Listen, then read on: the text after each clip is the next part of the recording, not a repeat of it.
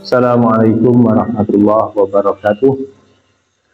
Hamdanillah tabaraka wa ta'ala wa musalliyan wa musalliman ala sayyidina Rasulillah habibina wa maulana Muhammad ibni Abdillah wa ala alihi wa ashabihi wa man tabi'ahu bihuda wala hawla wala quwata illa billah.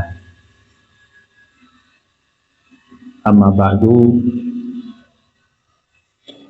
anak-anakku sekalian, alhamdulillah pada kesempatan siang hari ini kita dipertemukan kembali oleh Allah Subhanahu wa Ta'ala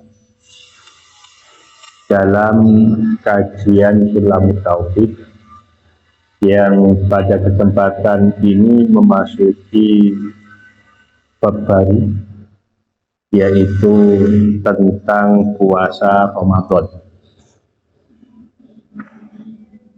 Sebagaimana kita ketahui bersama bahwa puasa Ramadan merupakan bagian dari rukun Islam yang 5.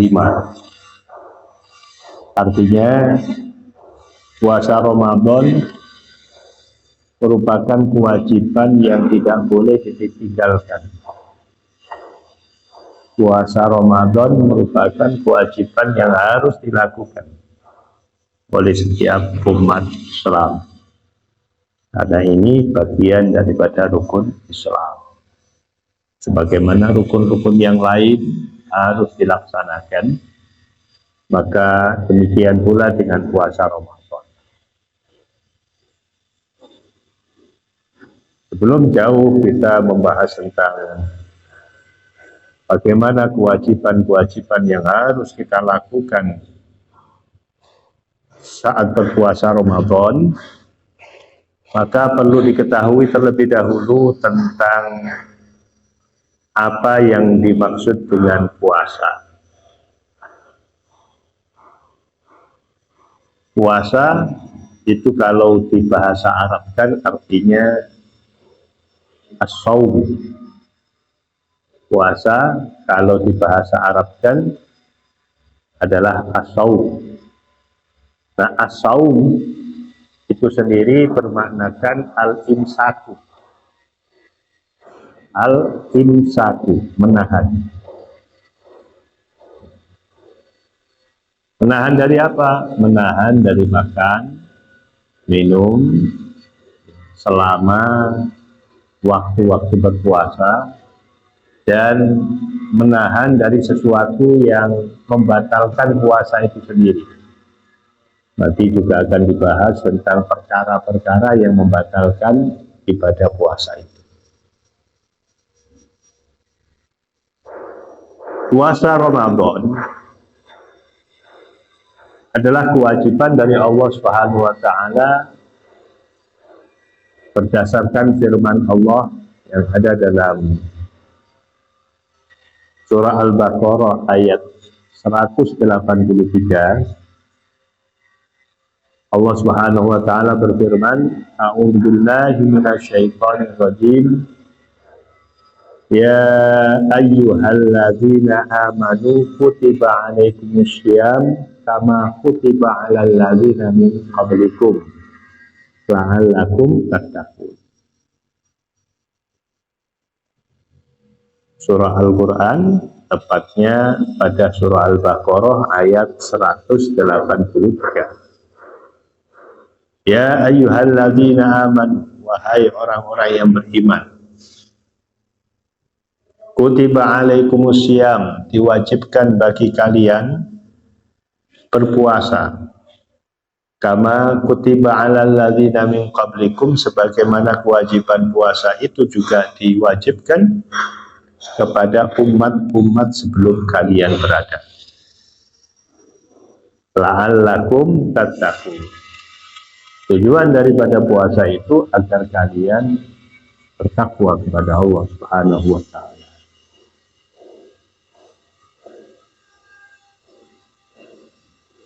Melalui ayat ini ditegaskan bahwa puasa Ramadan adalah kewajiban yang harus dilaksanakan.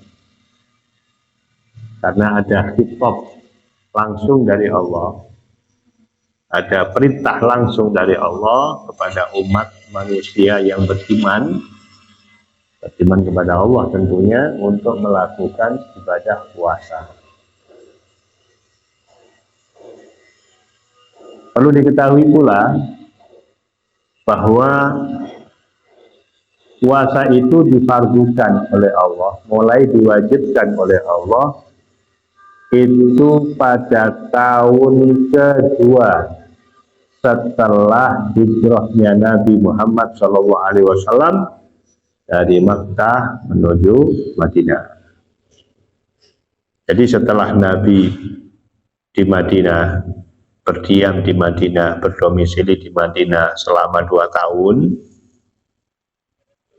maka ketika bulan Sya'ban, 1 bulan sebelum Ramadan, ada kewajiban yang diturunkan oleh Allah melalui malaikat Jibril, yaitu kewajiban berpuasa. Memang awalnya tidak ada kewajiban berpuasa itu ketika Nabi berada di Mekah. Kendati pun Ramadan, ya tidak ada puasa. Ketika Kanjeng Nabi dengan para sahabat mulai hijrah dari Mekah ke Madinah, awal-awal hijrah tahun pertama, itu juga tidak ada puasa ketika bulan Ramadan.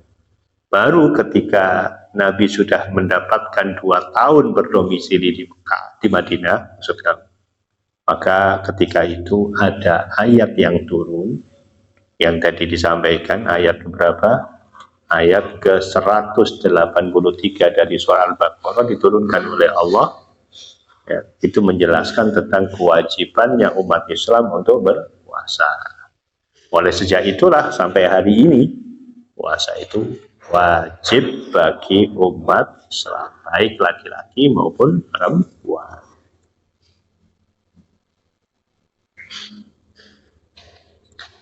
Selanjutnya, anak-anak sekalian, bahwa banyak manfaat yang diperoleh dari puasa itu.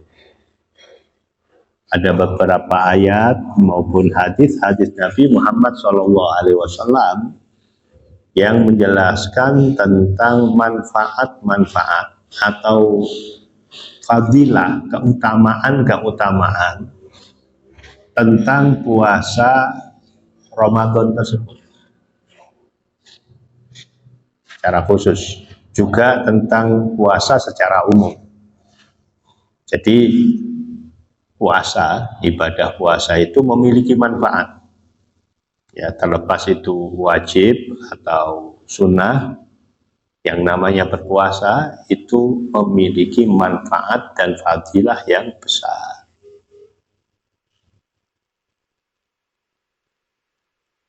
Nah, di dalam kitab yang saya baca ini, kitab At-Taqriratus Sadidah fil Masailil Mufidah, di sini disampaikan ada beberapa keutamaan, ada beberapa manfaat dari pelaksanaan ibadah puasa tersebut. Salah satu di antaranya adalah adanya hadis qudsi yang disampaikan oleh Allah Subhanahu wa taala tentang fadilah dan keutamaan berpuasa itu. Allah sampaikan melalui hadis qudsi, kullu hasanatin bi asyri amsalihha ila sab'i mi'ati dzikrin. Allah sampaikan setiap perbuatan baik itu akan dibalas minimal 10 lipat kebaikan sampai pada lipatan ke-700. Jadi kalau kita berbuat baik, maka sekali perbuatan baik itu minimal Allah akan membalas 10 kebaikan minimal. Tapi bisa jadi karena didorong rasa ikhlas, rasa qanaah, rasa iman yang baik, maka bisa jadi kebaikan yang tadinya dibalas 10 berkembang sampai 700 kebaikan. Kullu hasanatin bi asyri amsalihah. Setiap perbuatan baik itu dibalas minimal 10 kebaikan. Nah, lipatan itu sampai kapan? Sampai ila ini atidzin, sampai pada tahapan 700 lipatan. Illa syam, kecuali puasa. Fahuwa li wa ana ajzi bihi. Kecuali puasa. Kebaikan apapun oleh Allah dibalas 10 sampai 700, kecuali berpuasa. Nah, puasa itu balasannya itu yang tahu hanya Allah Subhanahu wa ta'ala. Illa shaum, kata Allah, kecuali puasa. Fahuwa li, karena puasa itu milikku. Orang berpuasa itu yang mengganjar, yang menulis ganjarannya sudah bukan malaikat, tapi Allah. Wa ana ajzi bihi, dan aku sendiri yang akan menulis balasan-balasan itu. Saya sendiri yang akan menentukan, aku sendiri yang akan memberikan kepada orang yang berpuasa. Ini artinya apa? Ini menjelaskan tentang betapa keutamaan berpuasa itu sungguh luar biasa agungnya. Sungguh luar biasa agungnya. Tidak sama dengan perbuatan ibadah-ibadah yang lain. Kalau ibadah-ibadah yang lain, menurut baginda Rasul Muhammad SAW, maka catatan-catatan amal ibadah itu sudah dicatat oleh malaikat. Sudah ada langsirannya dari Allah. Sedekah sekian, memberikan hutang 18 lipatan, ya, memberikan kebaikan kepada orang, membantu orang sekian, itu sudah ada tulisannya. Kecuali pahala puasa. Pahala puasa ini malaikat tidak tahu. Malaikat hanya menulis fulan berpuasa. Begitu. Soal bilangannya mau dapat berapa, tidak ada yang tahu. Yang tahu hanya Allah Subhanahu wa ta'ala. Ini menggambarkan betapa luar biasanya perbuatan puasa itu. Tidak sama dengan yang lain. Karena memang kalau kita angan-angan, kita pikir-pikir secara mendalam, ibadah yang paling rahasia itu adalah puasa. Tidak ada orang yang bisa mengetahui atau mendeteksinya. Ya, sekarang ada orang gak makan, gak minum, ya itu belum tentu berpuasa. Atau ada orang kelihatan berpuasa, dia di depan kalian atau di depan kita. Bisa jadi kalau sudah dia sendirian di dalam kamar, dia minum sebanyak-banyaknya, keluar puasa lagi, kan bisa. Makanya Allah sendiri yang akan membalas itu. Ya, kalau ibadah yang lain kan kelihatan orang ya tidak sholat, kelihatan. Orang yang nggak sholat dengan yang sholat kelihatan. Orang yang zakat dengan yang tidak zakat kelihatan. Yang zakat itu, yang tidak zakat itu. Orang yang sedekah juga demikian. Orang haji apalagi kelihatan jelas. Orang yang haji atau yang tidak itu sudah sangat kelihatan. Kalau orang yang haji diantarkan orang banyak. Kalau yang tidak haji ya kelihatan tidak berangkat ke Mekah. Maka hanya puasalah yang menjadi ibadah rahasia. Hanya ibadah puasa saja yang menjadi ibadah rahasia. Makanya itu karena ini ibadah rahasia, dan rahasia itu ibadah yang memerlukan keterlibatan hati, dan hati itu tidak bisa dideteksi ikhlas dan tidak ikhlasnya, maka yang terjadi adalah puasa itu, kata Allah, akan dinilai sendiri oleh Allah. Allah lah yang akan menulis dan menentukan pahalanya, berbeda dengan ibadah-ibadah yang lain. Ini yang pertama. Fadilah puasa yang kedua adalah sebagaimana yang disampaikan oleh baginda Rasul Muhammad Sallallahu Alaihi Wasallam, somtus soimi tasbihun. Diamnya orang berpuasa itu sama dengan berzikir. Ya, kita ini ya, kalau mau diam seperti ini, kalau nggak berpuasa, ya nggak diberi pahala oleh Allah. Kita diam. Ya, diamnya kita ini, kalau tidak berpuasa, ya tidak diberi pahala karena kita diam. Kecuali mau zikir. Ya, kita berzikir, sallallahu alaihi Nabi Muhammad, kita berzikir baca Quran, kita berzikir kalimat thayyibah la ilaha wa astagfirullah, baru diberi pahala oleh Allah. Tapi kalau diam, tidak diberi pahala oleh Allah. Beda dengan orang puasa. Orang puasa itu diamnya saja, nggak usah pakai zikir, diamnya saja, dia sudah diberi pahala oleh Allah. Pahala apa? Pahala zikir. Sudah dikasih pahala zikir. Jadi diam saja sudah dikasih pahala oleh Allah. Nafasnya, ya, wa naumuhu ibadah. Ya, tidurnya orang berpuasa menjadi ibadah. Coba kalau tidur kita tanpa puasa, dapat apa kita? Ya. Gak dapat apa? Nggak dapat pahala, nggak dapat dosa. Tapi kalau tidurnya orang berpuasa, ada pahala. Nah, ini kan berarti ada keutamaan, ada keistimewaan yang tidak dimiliki oleh orang yang tidak berpuasa. Wa du'a'uhu mustajab. Doanya orang berpuasa diijabah oleh Allah Subhanahu wa taala.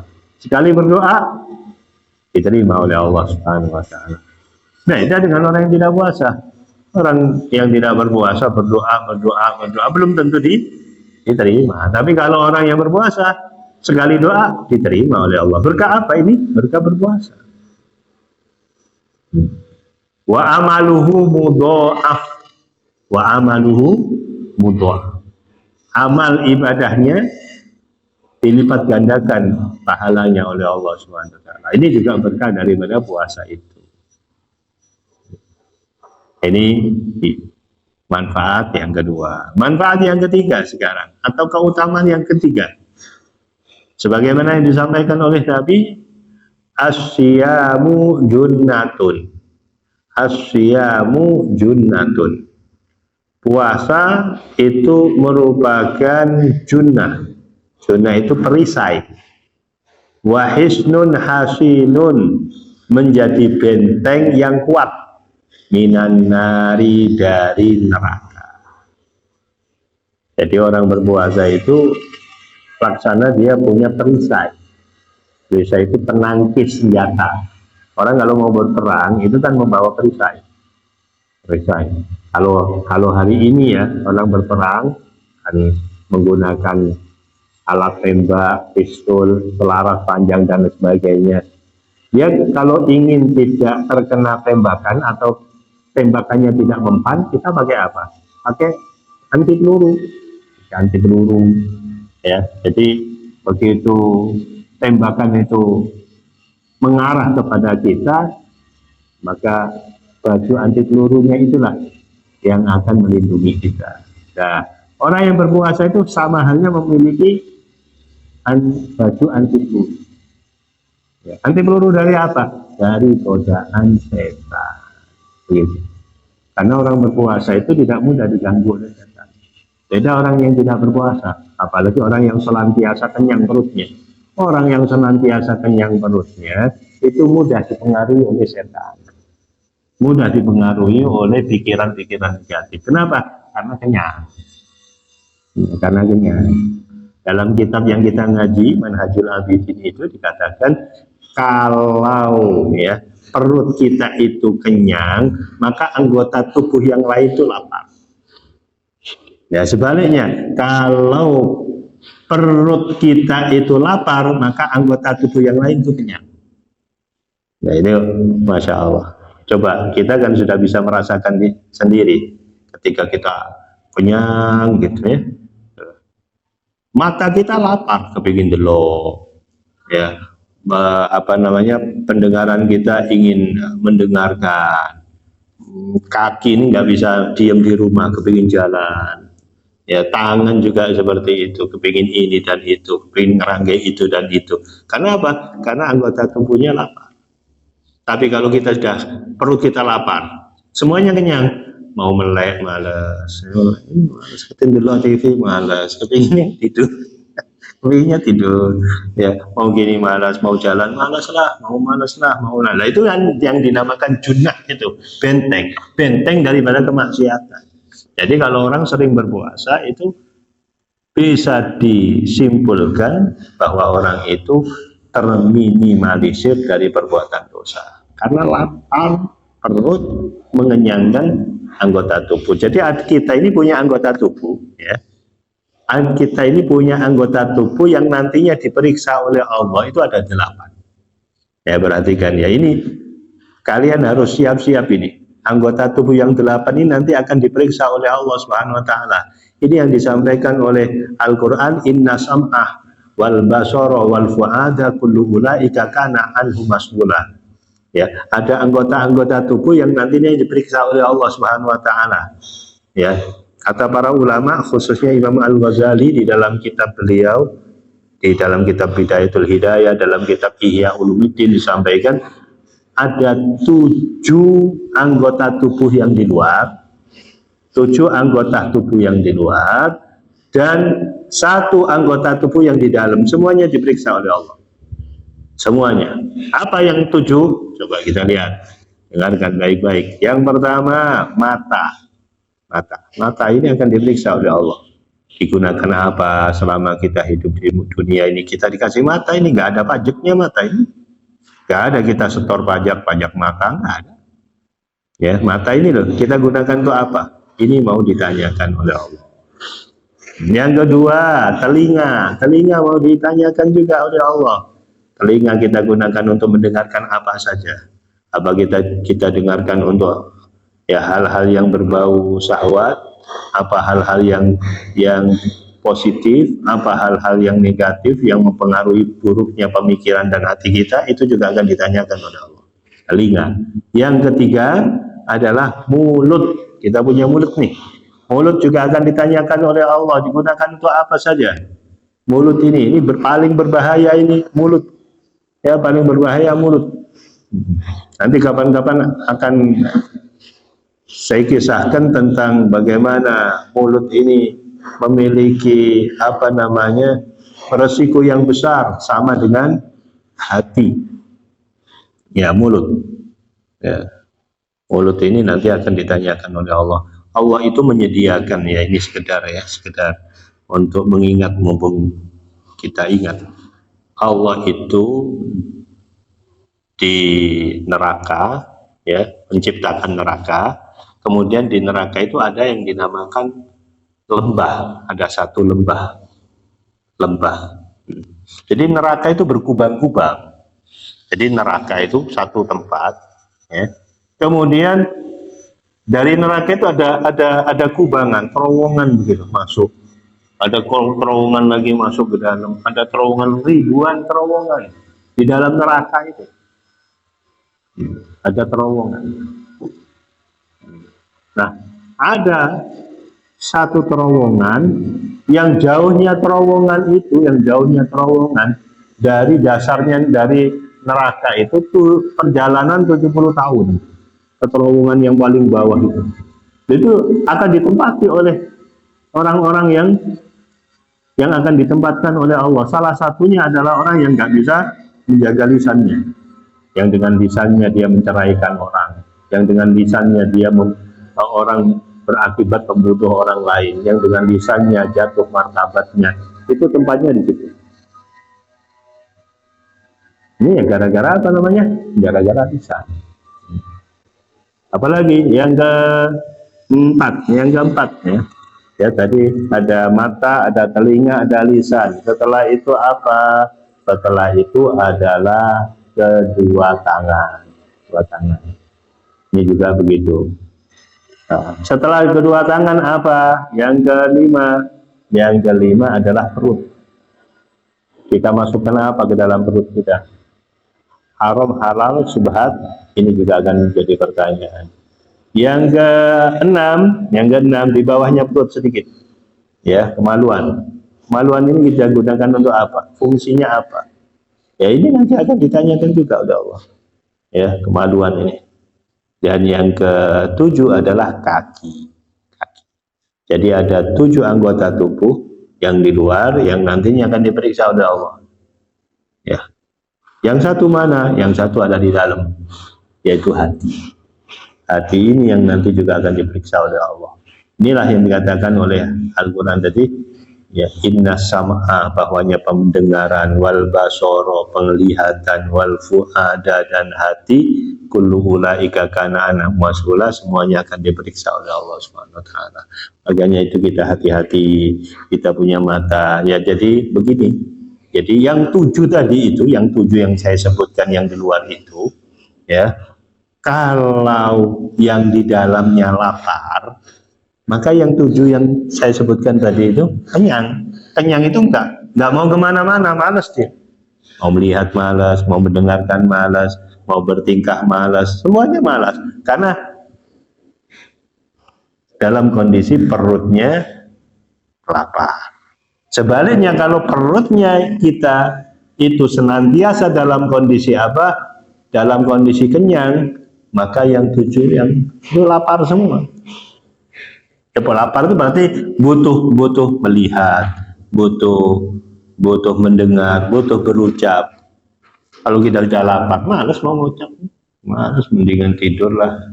Nah, Allah sampaikan melalui kanjeng Nabi, tidurnya orang berpuasa diberi pahala. Masya Allah, ini kan Masya Allah. Makanya kalau di dalam etika kesantrian, di dalam etika para solihin dan solihat, itu orang itu kan sudah disampaikan oleh etika kita di dalam Islam, kan sampai ada satu etika, ya, makanlah, berhentilah makan sebelum kenyang. Jadi karena kalau sudah terlalu kenyang, ya itu tadi lapar semua nanti.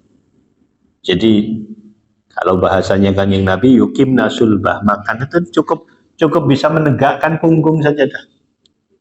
Jangan makan lagi.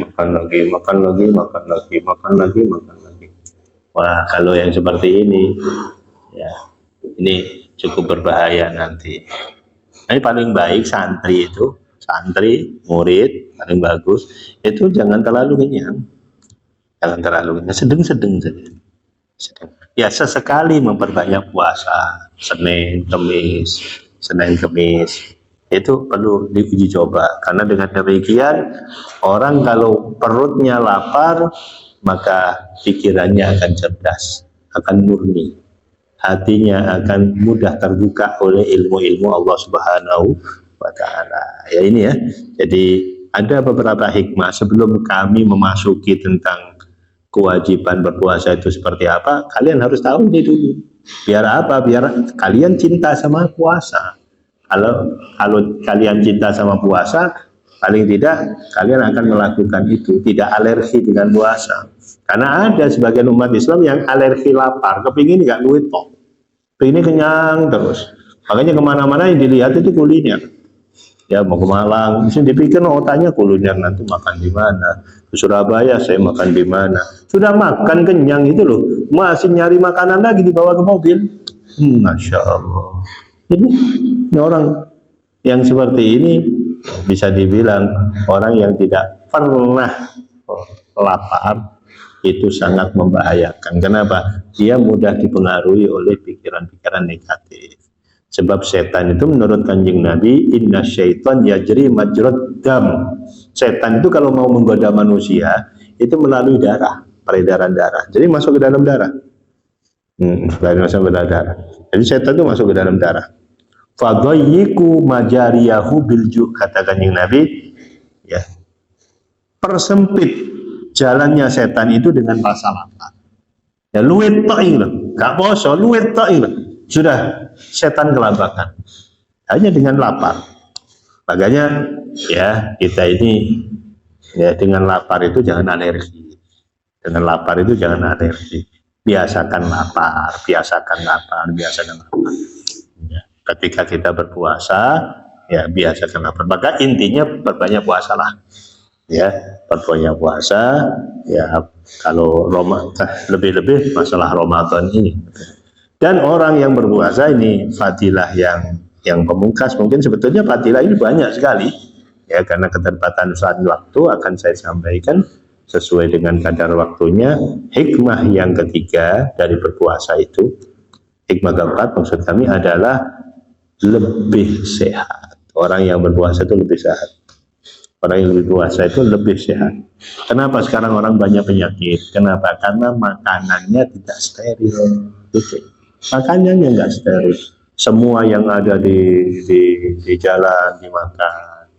Ya, semuanya yang menurut dia enak ya, dimakan. Ingat, tidak semua sesuatu yang enak itu baik dimakan. Sekarang ini penyakit, Masya Allah, sungguh luar biasa sekali. Coba kalau kalian sering kali berpuasa, sehat. Sehat. Ya, dengan berpuasa itu, katakannya Nabi, sumu tasihu. Sumu tasihu. Kalau kamu berpuasa, katakannya Nabi, berpuasalah, kamu akan sehat. Akan sehat. Makanya orang kalau mau cek darah, kenapa? Dia dianjurkan ke berpuasa dulu. Kenapa? Agar normal. Ya, ceknya nanti normal, berarti puasa itu menormalkan darah. Bagi tadi orang yang mau cek darah, suruh puasa dulu. Itu menggambarkan bahwa ternyata orang berpuasa itu menormalisasikan darah. Dan masih banyak lagi. Dulu saya pernah mendapatkan cerita dari guru saya dulu waktu saya masih umur 17, kalau nggak salah, kalau tidak umur, masih ingat lah, saya masih remaja itu, waktu ngaji itu beliau menyampaikan, ya, beliau mendapatkan berita ini, info ini dari gurunya, dari Abu ya, guru kita Syekh Muhammad bin Alawi Maliki.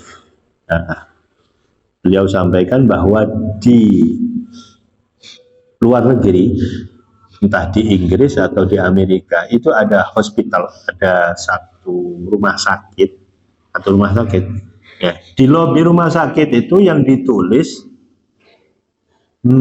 hadisnya Nabi Muhammad SAW tentang kesehatan. Coba ini, di negara kafir, di negara yang mayoritas non Muslim, tapi hadisnya Nabi ditaruh di lobinya hospital, di lobinya rumah sakit.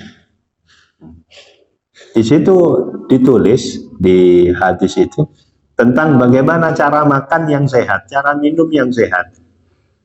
Di situ disebutkan sulusun li ta'amihi wa sulusun li syarabihi wa sulusun li nafasihi. Orang kalau mau sehat harus mengatur pola makan, pola minum, ya, pola hidup. Digambarkan oleh Nabi sepertiga untuk makanan, sepertiga untuk minuman, sepertiga untuk hidup, untuk nafas. Itu ditulis besar-besar. Tuh, menandakan apa? Ternyata tuntunannya Nabi Muhammad SAW ini sangat baik untuk kesehatan. Di zaman Rasulullah ini ada pernah satu cerita. Zaman Rasulullah, ada seorang tabib. Zaman Rasulullah, seorang tabib dari Cina. Memang Shinsei itu kan dari dulu dari Cina ya, sampai sekarang. Shinsei itu dari Cina. Ada tabib dari Cina, dari China itu datang ke Madinah. Ke Rasulullah, masuk Islam. Nah, setelah masuk Islam, ya, kemudian dia punya pikiran mau buka praktek di Madinah. Biasa, Cina itu entrepreneurnya dunia aja, Masya Allah, dari dulu sudah praktek kepingin. Nah, jadi dia, di sini banyak orang, saya tak buka praktek aja di sini tentang kesehatan. Sudah, dia nyari rumah, entah itu nyewa atau beli. Nah, dia buka praktek di situ. 1 hari, 2 hari, 3 hari, 4 hari. Sampai 1 bulan gak ada pasien. Pasien satu gak ada yang masuk. 1 bulan, 2 bulan, 3 bulan. Hampir 1 tahun gak ada pasien. Dia kaget dia. Kok bisa gak ada orang sakit di sini? Nggak ada orang sakit di Madinah, nggak ada orang sakit. Akhirnya dia konsultasi kepada salah satu sahabat Nabi, entah itu Nabi Sayyidina Abu Bakar atau Sayyidina Utsman. Ya, gimana ini kok nggak ada orang sakit? Ya. Maka dijawab oleh Sayyidina Umar, kenapa umat Islam di Madinah ini nggak ada yang sakit? Kenapa? Kamu tahu nggak? Saya nggak tahu. Karena mereka mengikuti cara hidup, cara makan, cara minumnya Kanjeng Nabi Muhammad SAW. Kanjeng Nabi makannya seperti itu, ya, makannya seperti itu, minumnya seperti itu. Nah, para sahabat semuanya ini mengikuti caranya Nabi, hidupnya, makannya, tidurnya. Makanya nggak ada orang sakit. Akhirnya bagaimana sih saya itu dipamitan pulang. Nah, kalau di sini terus saya rugi nih, pulang ke Cina. Nah, ini menggambarkan ternyata syariat Islam, ya, ajaran-ajaran Rasulullah ini datangnya dari Allah Subhanahu wa taala, dan bila mana kita ikuti, kita tidak hanya selamat akhiratnya tapi juga selamat dunianya, tidak hanya selamat batinnya tapi juga selamat kesehatannya. Manfaatnya seperti itu. Baik ya, ini hanya prolog ya, prolog mukaddimah dari taklim kita tentang puasa Ramadan. Coba diingat-ingat ya, apa yang sudah saya sampaikan ini, saya tolong diingat-ingat dengan baik ya, mulai dari hari ini sampai seterusnya. Ubah persepsi Anda, persepsi kalian yang tidak suka lapar. Justru dengan lapar itu ada manfaat. Makanya kalau ada kurangnya jatah nasi ya, jadi pondok ya, jangan langsung marah-marah, jangan langsung marah-marah ya, karena dari lapar itu akan muncul cahaya dalam hati kita ya. Mudah-mudahan bermanfaat. Mukaddimah ini prolog ya. Nanti akan kita lanjutkan dengan pengajian memasuki ilmu atau pengetahuan tentang puasa secara fikihnya, wajibnya, sunnahnya, hal-hal yang membatalkan, semuanya akan kita rinci. Mudah-mudahan bermanfaat. Mari kita baca doa akhir daripada taklim kita. Bismillahirrahmanirrahim. Allahumma inni astaudiuka ma 'allamtanihi fardudhu ilayya inda hajati ilaihi wa la tunsinihi ya rabbal alamin. Allahumma inni astaudiuka ma 'allamtanihi fardudhu ilayya inda hajati ilaihi wa la tunsinihi ya rabbal alamin. Allahumma inni astaudiuka ma 'allamtanihi fardudhu ilayya inda hajati ilaihi wa la tunsinihi ya rabbal alamin. Wassallallahu ala sayyidina Muhammad walhamdulillahi rabbil alamin. Subhanakallahumma wa bihamdika asyhadu an la ilaha illa anta astaghfiruka wa atubu ilaik. Assalamualaikum warahmatullahi wabarakatuh.